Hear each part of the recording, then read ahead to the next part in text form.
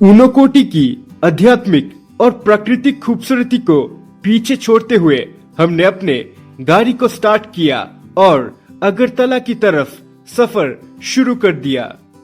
सफर का ये हिस्सा किसी एडवेंचर से कम नहीं था। सड़क के दोनों तरफ दूर तक फैली हरी भरी खेतियां नजर आने लगी।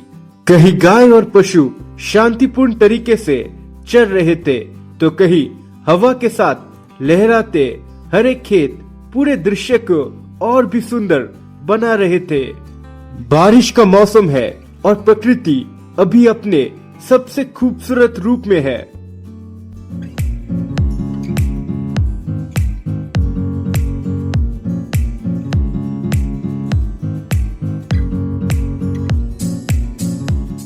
कभी सड़क घने जंगल के बीच से निकलता है और हर मोड़ पर एक नया नजारा हमारा इंतजार करता है। रास्ता अधिकतर धर्मनगर से हमें स्मूथ मिला और ड्राइविंग का मजा ही कुछ और था और हम बिना किसी जल्दी के बस ये सफर को महसूस कर रहे थे। ऊनोकोटी से आगरतला सिर्फ 150 किलोमीटर दूर है। देखिए सूरज का रोशनी के साथ बारिश ऐसा हो रहा है क्लाइमेट कुछ। तो 11 बज चुका है और हमने यहाँ पे एंट्री गेट पे कुछ एंट्री वगैरह करना पड़ा, मतलब लिखना पड़ा नाम वगैरह, कहाँ जाना है, कितना दिन के लिए। तो एक तरीके से आईएलपी जैसा ही है, दो यहाँ पे आईएलपी नहीं लगता, पर फिर भी सिंस नॉर्थ ईस्ट है तो थोड़ा एंट्री वगैरह करना पड़ता है। क्या है, क्या के लिए, गाड़ी नंबर वगैरह, कितना मेंबर्स, ये सब लिखना पड़ा। अच्छा ये रिजर्व फॉरेस्ट के लिए देखिए तो बोला चाहता हूँ जंगल, इसलिए ये हमेशा सब दोनों तरफ बहुत घने जंगल रहते हैं। लेकिन एडवेंचर तब और बढ़ गया था जब अचानक आसमान में काले बादल छा गए और कुछ ही देर में तेज बारिश शुरू हो गया। बारिश की मोटी मोटी बूंदें विंडशील्ड पर पड़ रही थी और वाइपर लगातार चल रहे थे।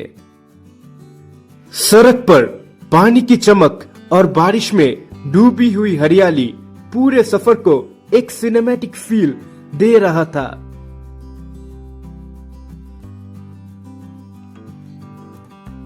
दोपहर का 12 बज चुका है और हम लोग बारिश में रुके हैं यहाँ पे जय गुरु मिष्टान्न भंडार पर थोड़ा मिठाई खाने के लिए, क्योंकि ये थोड़ा बंगाली टाइप का जगह है ना और लोग भी बंगाली बोलता है, तो आशा करते हैं मिठाई भी अच्छा होगा। लास्ट टाइम जब मैं त्रिपुरा आया तो मिठाई उतना कुछ खास नहीं लगा था मुझे, पर होपफुली फिंगर्स क्रॉस कि मिठाई भी कोलकाता जैसा ही हो, सिर्फ लोग भी बंगाली बोलते हैं। जस्ट फिंगर्स क्रॉस की मिठाई यहाँ का अच्छा हो। पहले मैं यहाँ पर 2 रसमलाई ठूसा। डाइटिंग का नाटक घर जाकर करूंगा, फिलहाल खा ही लेता हूँ, बहुत टेस्टी है। तो मिठाई खाया, रसमलाई कोलकाता जैसा है, तो मिष्टी दही भी लिया, बाहर में नहीं दिया, ऐसा कप में दिया। कचौरी भी खाया, वो भी बहुत अच्छा था।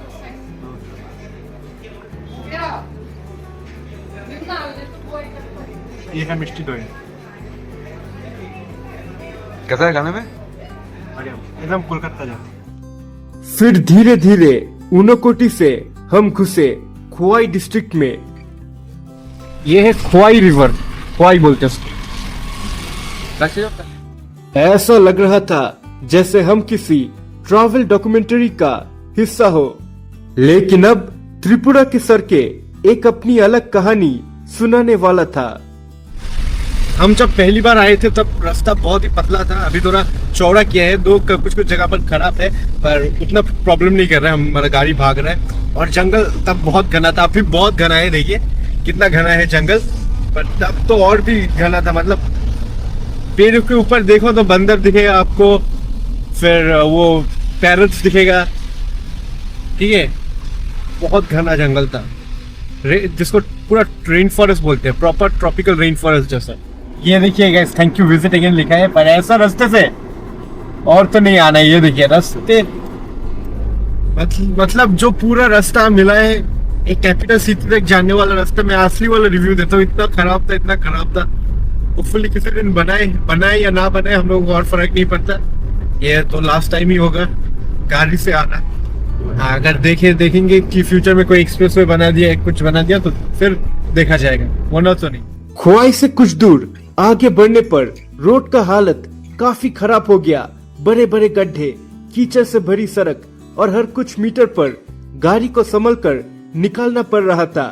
उस वक्त मैं कैमरा निकालने का सोचा ही नहीं, क्योंकि पूरा ध्यान गाड़ी को सुरक्षित तरीके से निकालने पर था। पहले भी वो रास्ता खराब था, लेकिन अभी और खराब है। शायद रोड एक्सपेंशन चल रहा है। और काफी संघर्ष के बाद वो खराब हिस्से को पार कर गए और फिर अच्छी हाईवे से हम अगरतला पहुँचे। धीरे धीरे शहर जैसा माहौल और ट्रैफिक दिखने लगा, क्योंकि ये है त्रिपुरा स्टेट का कैपिटल और वेस्ट त्रिपुरा के हेडक्वार्टर्स अगरतला। पूरी त्रिपुरा और खासकर अगरतला में बंगाली भाषा, बंगाली खाना और बंगाली संस्कृति की गहरी छाप देखने को मिलता है। और इसी वजह से त्रिपुरा को मिनी बंगाल भी कहा जाता है। और यहाँ आकर बार बार अपने घर कोलकाता जैसा अपनापन की याद आ जाता है। पिछली बार भी हमने यहाँ के लोगों को बहुत मददगार और विनम्र पाए थे और वो यादें ताजा हो गए। अगरतला त्रिपुरा के सबसे बड़ा शहर हावड़ा या साइद्रा नदी के किनारे स्थित है और बांग्लादेश की सीमा से ये शहर लगभग 2 किलोमीटर की दूरी पर स्थित है। गुवाहाटी के बाद नॉर्थ ईस्ट इंडिया के अगरतला को सबसे अधिक जनसंख्या वाले शहरों में माना जाता है। नेशनल हाईवे 8 त्रिपुरा की लाइफलाइन है, जो अगरतला को आसाम और भारत के अन्य राज्यों के साथ जोड़ता है। ये एक मैदान है, मैदान का अभी आप ये देखिए, वो भी एकदम डिजाइन एकदम राजबाड़ी जैसा है। नाम है इसका अस्तबल स्टेडियम। और ये पैलेस आ गया, ये गेट से घुसने को बोल रहे हैं, मैप देखते घुस पाते या नहीं। गेट नॉर्थ और हम पहुंचे उज्जैन तो पैलेस के नॉर्थ गेट पर, लेकिन वो मेन एंट्री गेट नहीं था, तो गाड़ी को एक जगह पर पार्क किया और सिर्फ 30 रुपए में हम रिक्शा से पैलेस के मुख्य गेट की तरफ निकल पड़े, क्योंकि गूगल मैप्स सिर्फ हमें पैलेस के नॉर्थ गेट तक पहुंचाया और वहां से हम थोड़ा कंफ्यूज थे कि किस तरफ जाना है। हमारे पास अभी तक होटल की बुकिंग भी नहीं था, लेकिन उसका चिंता बाद में करेंगे। फिलहाल हमारा पहला डेस्टिनेशन था अगरतला के सबसे iconic landmark Ujjain the palace, जो हम पहुंचे दोपहर के 2:30 बजे। और यहाँ पे इंडियन एडल्ट्स के लिए एंट्री फी है 50 रुपीज, जिसमें म्यूजियम इंक्लूडेड है। पर अगर लाइट, लेजर या साउंड शो देखना चाहते हो तो उसका अलग चार्जेस है। और पहली ही नजर में ये पैलेस की भव्यता ने हमें प्रभावित कर दिया। हर तरफ एक शान और गरिमा का एहसास था। चलो फिर उज्जैन तो पैलेस, और इसको स्टेट म्यूजियम भी बोलते हैं, अंदर चल के देखते हैं। सफेद रंग की विशाल इमारत, उसके ऊपर बने गुंबद, सुंदर आर्किटेक्चरल डिटेल्स और उसके आसपास की साफ सुथरी हरियालियां देखकर ऐसा लग रहा था जैसे हम किसी राजसी युग में लौट आए हो। उज्जैन तो पैलेस त्रिपुरा के स्टेट म्यूजियम है, जो कि पहले त्रिपुरा के मणिक्य राजवंश का शाही महल हुआ करता था। आज ये त्रिपुरा के इतिहास, कला, संस्कृति और विरासत के सबसे महत्वपूर्ण प्रदर्शन स्थल है। उज्जैन तो पैलेस का पहला रूप 1862 में महाराजा ईशान चंद्र मणिक्य द्वारा बनाया गया था, लेकिन 1897 में भयंकर असम भूकंप में वो महल पूरी तरह से नुकसानग्रस्त हो गया। उसके बाद वर्तमान उज्जैन तो पैलेस का निर्माण महाराजा राधा किशोर मणिक्य ने 1899 से 1901 के बीच अगरतला के केंद्र में करवाया, जो उस समय में खर्चा आया था लगभग 10 लाख रुपए। ये महल का नाम उज्जैन तो कविगुरु रोबी ठाकुर ने दिया था, जो कि ये महल की भव्यता और शान को दर्शाता है। त्रिपुरा के भारत में विलय होने तक, यानी अक्टूबर 1949 तक ये माणिक्य राजवंश का मुख्य राजमहल था। राज परिवार यही निवास करता था और राज्य के कई महत्वपूर्ण फैसले इसी महल से लिए जाते थे। त्रिपुरा सरकार ने 1972 टू 1973 में ये महल को राज परिवार से खरीदा था और 1973 से 2011 तक ये त्रिपुरा विधानसभा का भवन रहा। आज ये नॉर्थ ईस्ट इंडिया के सबसे बड़े संग्रहालयों यानी म्यूजियम में से एक है। बहुत ही खूबसूरत सा पैलेस है। शायद पैलेस के अंदर तो कुछ होगा नहीं, पर म्यूजियम है अंदर, तो म्यूजियम चल के देखेंगे। बहुत ही खूबसूरत सा एकदम ताजमहल जैसा पैलेस है। तो मैं तो कहना चाहूँगा ये त्रिपुरा का ताजमहल है, पर किसी को ऐसा टर्म नहीं देते हैं। बट लुक्स में तो पूरा वाइट ब्यूटीफुल।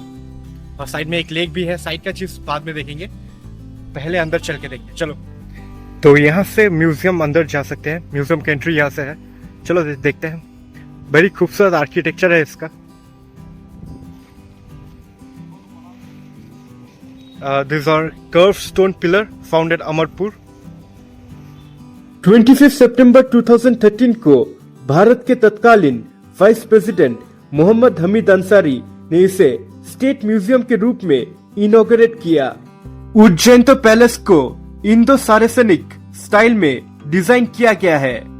इस आर्किटेक्चर में मुगल, रोमन और ब्रिटिश कला का अद्भुत संगम देखने को मिलता है।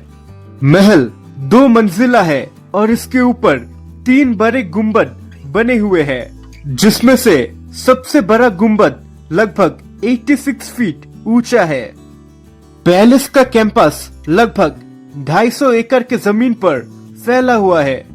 उज्जैन पैलेस के आसपास कई प्राचीन हिंदू मंदिर स्थित है जो कल या परसों देखेंगे, जैसे कि लक्ष्मी नारायण बाड़ी, उमा महेश्वरी मंदिर, काली मंदिर और सबसे प्रसिद्ध जगन्नाथ बाड़ी। आज ये पैलेस एक मल्टीकल्चरल म्यूजियम के रूप में विकसित हो चुका है। यहाँ त्रिपुरा और नॉर्थ ईस्ट इंडिया की कला, संस्कृति और परंपराओं को प्रदर्शित किया गया है। म्यूजियम में कुल 22 गैलरीज है। तो यहाँ का एंट्री फी है 50 रुपीज पर पर्सन, और जिसमें ये म्यूजियम इंक्लूडेड है ऑब्वियसली। पर अंदर फोटोग्राफी या वीडियोग्राफी अलाउ नहीं है, तो अंदर खींचने नहीं मिला। जितना हो सके मैं खींचा। अंदर 2 फ्लोर्स है और 8 से 10 रूम है, जिसमें नॉर्थ ईस्ट का ये पैलेस का हिस्ट्री, फिर यहाँ के राजा महाराजाओं का हिस्ट्री, उनके यूज़ किए हुए आइटम्स, फिर पुराने आइटम्स, फोटोग्राफ्स था, बहुत सारे मॉडल्स थे, और फिर यहाँ के बायोडाइवर्सिटी, वाइल्ड लाइफ के बारे में, नॉर्थ ईस्ट के बारे में, कल्चर के बारे में, वही सब है ये म्यूजियम के अंदर। तो चलो फिर यहाँ से कहते हैं ये जगह को अलविदा। म्यूजियम में देखने लायक जो है वो है प्राचीन पत्थर की मूर्तियां, टेराकोटा का कलाकृतियां, ब्रॉन्ज की मूर्तियां, माणिक्य राजवंश के सोने, चांदी और तांबे के सिक्के, ताम्रपत्र और शिलालेख, प्राचीन चित्रकला, राजसी वस्तुएं, जनजातीय संस्कृति से जुड़ी अनेक प्रदर्शनियां, और ऐसे म्यूजियम में 1400 से भी ज्यादा वस्तुएं प्रदर्शित है। महल के आसपास सुंदर बगीचे, फाउंटेन्स और खुले लॉन्स बने हुए हैं, और महल के दोनों तरफ 2 बड़े बड़े मानव निर्मित यानी मैन मेड जलाशय या तालाब स्थित है। ये तालाब और बगीचों की वजह से महल की सुंदरता कई गुना बढ़ जाता है। मॉनसून और शाम के समय यहाँ का दृश्य और भी मनमोहक लगता है। पैलेस जितना खूबसूरत लगा, उसके आसपास का पूरा ये कॉम्प्लेक्स उतना ही खूबसूरत लगे। विशाल लॉन, साफ सुथरे रास्ते और पैलेस के सामने स्थित राजबाड़ी लेक पूरे दृश्य को और भी भव्य बना रहे थे। लेक में पैलेस का प्रतिबिंब देखकर लग रहा था जैसे किसी पेंटिंग को जीवंत रूप मिल गया हो। ये राजबाड़ी लेक पर वाटर स्पोर्ट्स एक्टिविटीज भी होता है, और ये है उसका रेट चार्ट। बारिश की बादल, हल्की ठंडा हवा और पैलेस की शानदार बैकग्राउंड मिलकर एक ऐसा माहौल बना रहा था जिसे शब्दों में बयां करना मुश्किल है। कुछ देर हम यहीं बस खड़े होकर ये नजारे को महसूस करते रहे।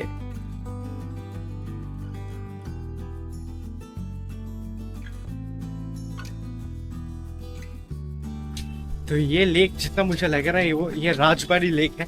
मुझे थोड़ा चेक करना पड़ेगा इसका नेम, राजबाड़ी लेक है। और जो जो एक्टिविटीज होता है फिलहाल तो कोई कर नहीं रहा है, पर रेट्स वगैरह मैं आप लोगों को दिखा दिया। उम्मीद करते हैं आप लोगों को समझ आया। तो ये था उज्जैन तो पैलेस, एक तीर से दो निशाना। तो बज गए हैं अभी घड़ी में 3:15 और ये जगह को अब कहेंगे अलविदा।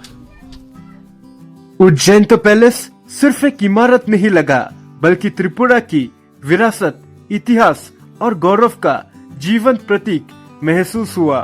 तो ये है एंट्री गेट, यहाँ से एंट्री है। टिकट है 50 रुपीज पर पर्सन, मैंने दिखाया रेट्स।